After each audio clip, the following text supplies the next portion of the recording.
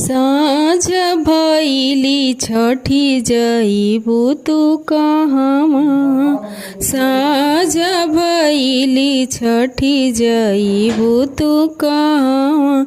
जइबो मो जइबो पंडित जी की आंगन।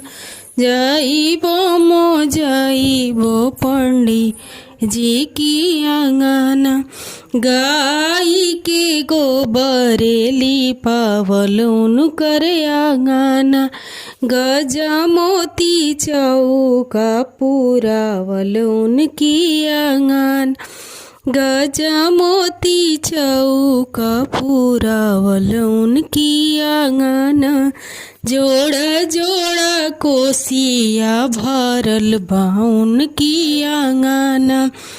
जोड़ा नारियलवा चढ़ल बा उनकी आंगन। साँझ भइली छठी जइबू तू कहवा। साँझ भइली छठी जइबू तू कहवा। जइबो मो जइबो कमन बाबू की आंगन। जइबो मो जइबो कमन बाबू की आंगन। जोड़ा जोड़ा कोसिया धरैल उनकी आंगन।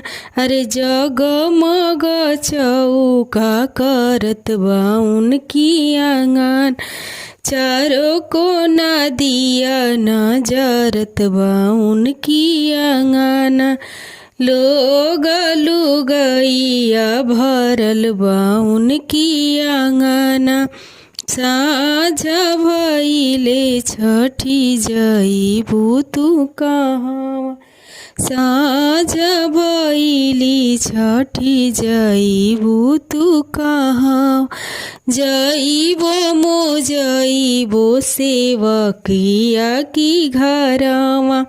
जइबो मो जइबो सेवकिया की घरवा।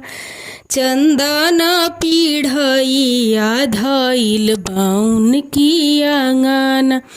पान सोपरिया धइल बा उनकी आंगन। गोतिया दिया दिन से भरल उनकर आंगन। जगमग दिया नजरत बा उनकी आंगन। साँझ भइले छठी जइबू तू कहवा। साँझ भइली छठी जइबू तू कहवा।